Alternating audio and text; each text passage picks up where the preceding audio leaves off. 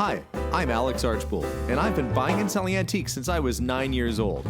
From basements to scrapyards, I'll look just about anywhere I can to find lost antiques and collectibles.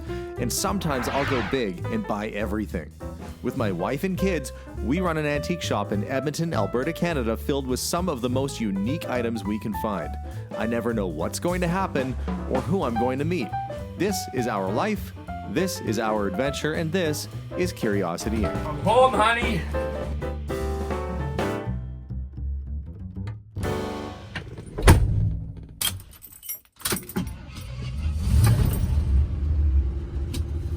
Good morning, everyone, and welcome to today's episode. It's an antique emergency. So I've got the ambulance with me. When I say it's an emergency, it's because I got a phone call maybe a week ago or so. I hadn't checked my messages at the shop. Family inherited a property and they want it cleaned out. Why the emergency? Well, I was told last night that they've already started loading all kinds of stuff into trucks to take to the garbage. They're going to take a whole bunch of stuff to the dump, and from the sounds of it, there might be some good collectibles and treasures in there that I might be able to save from hitting the scrap pile and hopefully surprise them and let them know that they've got some value that they thought was trash. So follow along as I dig through barns and who knows what else today as I go visit a farm and dig through trash and outbuildings and find some cool treasure. So let's head out to the country, go on an adventure.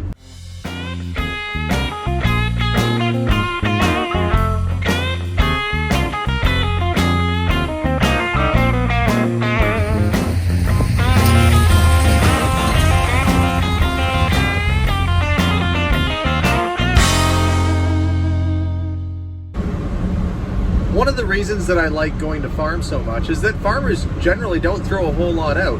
If you've ever been to a farm out in the country, they usually have a scrap pile or like a wood burn pile. Things don't make it to the landfill too often, especially if it might have a future use. So for a farm like this that is being cleared out, probably going to find all sorts of neat things that were left there over the past who knows how long. In fact, some of my better finds, like digging up 8 giant porcelain advertising signs, those came out of the dirt of a farm field. Same with, I have got this beautiful billiard sign, a neon billiard sign, that was in a farm field too. You just never know, because a farmer might have been using it for the metal, or they thought they'd cut it down and use it for patching, or who knows what. But either way, sometimes there's exciting finds out here. I'm gonna keep my fingers crossed. I think I'm just about there. So I'm gonna head down this, I think we're getting off the highway into dirt road country now, but we're gonna head down there and go see what there's to see. I'm here, I've got what looks like a bandit mask. So I can wear that when I'm in the barns that were full of pigeons, and in case I'm around this gentleman, I wanna make sure I'm being somewhat safe. I've got gloves in my pocket right here, so it should be good to go.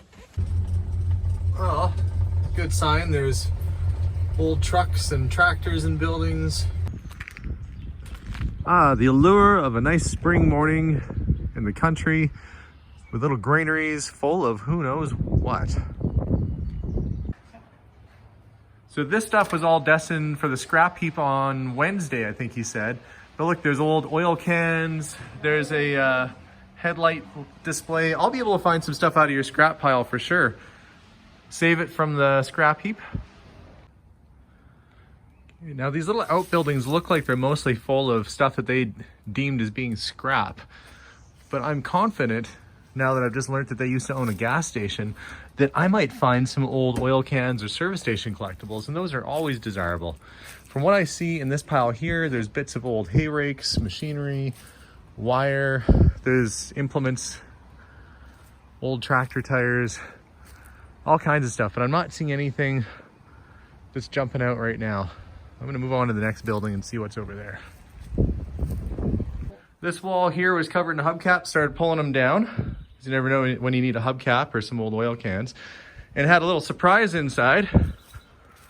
We had a little buddy right there inside one of the hubcaps. He's probably not too happy with me for moving his house, but he'll have to relocate, I think. Actually, the old GM grain truck's not too bad. Have you tried starting any of these? That runs, but it has no brakes. Okay, well that could be an adventure then. And the Old wood too, so. Oh yeah, people will salvage wood, especially planks like that. And this building looks like it's Going down, it's going to the dump. So it needs a hard wind blowing the other direction. my wife wants the wagon, but This one, This is a 1960s tire sign someone's wrapped around a stovepipe. I'm going to see if I can dislodge that and get it out of there. Which one? This guy right here. That's off an old General Tire. There's all kinds of stuff in here. That's an old yard light. All kinds of old doors. These are more 1950s style. The pigeons have been in here, like you said. Oh, there's some older doors over there. It's funny, when you're looking for something like that, you can't find it. And when you need it, you find it, but pigeons have been in with it. Yeah, that's terrible. Oh, there's an old phone and stuff. Okay, I might have to climb in here. Yeah, how about it, buddy? Okay, here goes nothing. There's your old cowboy bathtub right there. Put that in the middle of your living room. Kids, the youngest kid would get the last bath? Yeah, there you go. That wouldn't build up any resentment over time. No. Yeah, and that's a real old-time wheel changing machine. Some wrenches and stuff back here. It's probably one of the first things that was dropped in. I see a Texaco cam. I'm gonna try and reach that. Okay, well, we've got an old banana seat bike, 2 of them. Looks like a ton of bottles.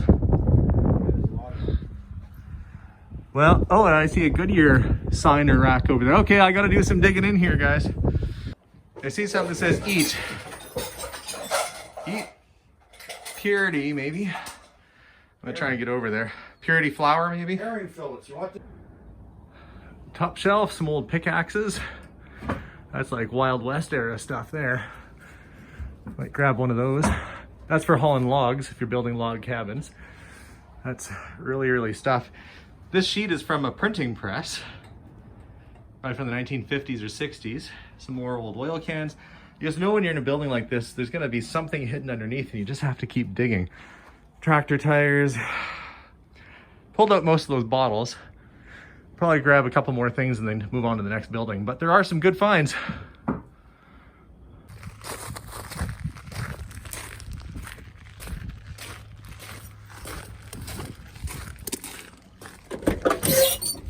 Okay, I'm back at my house now, and what did I get? Well, the car is completely packed full, but there's nothing that I can take in the store right now because it's all dirty, but there was a couple really great surprises. I'm gonna get everything out on the driveway, and I'll show you what the haul was from today. Today was a particularly big haul. Look at all this stuff. We got the 2 vintage banana seat bicycles. One's a boy's frame and one's a girl's frame with the drop down. I like that STP Racer's Edge sticker on it, and then they've got the Goodyear, I guess it's Goodyear brand. That's kind of neat, actually. So we've got those 2 bikes, and being that that's Goodyear branded, that'll probably find a collector, someone who collects oil and gas might even be interested in that bike. We've got our stovepipe, which I don't actually want the stovepipe itself. I just wanted that General Tire sign off of it. Once that's flattened out, that would have sat, those 2 little spikes would go inside of a tire sometimes, and it would sit inside a showroom. So that's a tire display sign. Not in the best shape, but still in that condition. Once it's flattened out, probably at least $100 or so, as it's a porcelain enamel sign. As for the other boxes, well, I haven't gone through this one yet. I'll come back to that. There's tons and tons of bottles. Why did I buy bottles? Some can be more rare than others. This, for instance, this Capital Beverage bottle, that is our Alberta legislature on the bottle. This is made here in Edmonton. Once this is cleaned up, that's probably about a $10 to $12 bottle to a collector. So when you start to add up, on average, some of these are maybe $5 to $10 each. Look at this, Vermilion beverages, never even seen that. That could be a $30, $40 bottle to the right person. So some very rare, interesting bottles in here. There's gotta be about 100 bottles, so that's probably $500 or $600 just in bottles. The Cowboy bathtub, galvanized, good condition, needs cleaning. That's a few $100 on its own. The old miners pickaxes. And what I thought was a Purity flour sign is in fact Purity Oats. I've not had one like that. So it's a Purity Oats porcelain enamel sign. It says better porridge on it.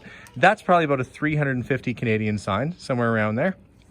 We've got the Tung Sol auto lamp box, probably about $150. That was saved right from the scrap pile. All kinds of different oil cans, hubcaps, and they're probably worth a little bit more now that there's bats not included. Unless you have a mosquito problem, then you might pay more for the bats. But by far, the best thing that I got out of this whole ordeal so far was this. This is a gasoline globe, 15-inch, steel frame, maple leaf gasoline, and it is complete with both sides. It's 100% complete, uncracked, good condition. Very, very rare piece here in Canada. You'd never see that in the United States. That's dates from the 1940s. And it's just astounding to find something like that hidden inside of a granary. They had it wired onto the wall. Lucky me that I saved it. That will go to a collector here in town, likely. Really, really good piece. Actually, as I look over the bikes, they're both Goodyear brand bicycles. Kids are out playing, and Dad is gonna start cleaning off some of the stuff with the garden hose. But before I do, I needed to come back to this box because it didn't go through here. Happy Pop. That one's not as old. It is glass. Grapefruit flavored crush. An old phone. You can see how gross that is. Nobody's gonna want that in that condition. This all needs to be cleaned off thoroughly before that ever goes to somebody's house. Old trophies from the 1960s and a really big piggy bank. Actually, it's kind of heavy. It's got some change in that bowl. I wonder how old the change is. I'm gonna have to open that up. Is there anything in this one? No, I guess that's just an ornament.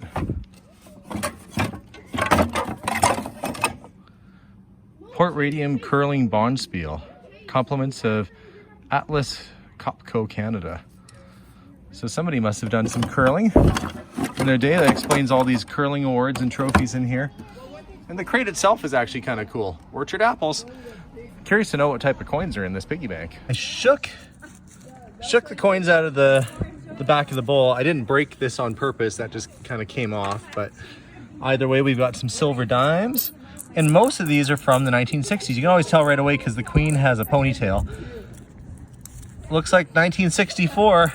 Some kid was packing all their coins in here. Almost every cent in here is from the 50s or 60s. So we'll keep those aside. There's one a little bit older with King George on it. That's fun to find some old coins. People go metal detecting and you'd hope to find that many coins metal detecting, and I found a whole bunch inside of a barn.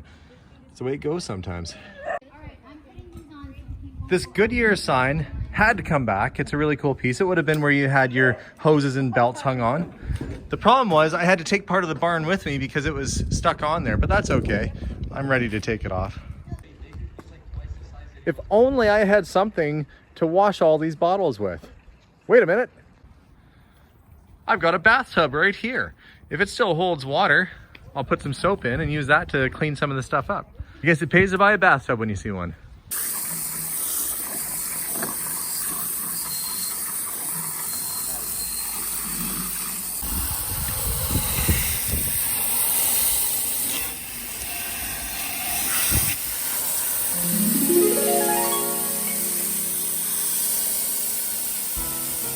So that's it. So got some of the better bottles washed up. There's like 450 bottles. That's a lot of bottles. I didn't realize I bought that much, but really good haul today. Clearly finding the old gasoline pump globe was a big bonus, and apparently it's quite a rare one too. The thing you're probably wondering is, if I'm done for the day, then why am I back in the car? Well, that's because the day isn't completely over. I have a customer, and no, it's not Bottle Bob, who's interested in like 80% of the stuff I bought back there. So with any luck, in about an hour's time, I'll have an empty car, and I'll have some money back in my pocket and some really good inventory for the store. That's how you got to do it. Anyway, thanks for watching, guys. Don't forget to subscribe if you haven't already, and we'll see you all soon. Bye for now.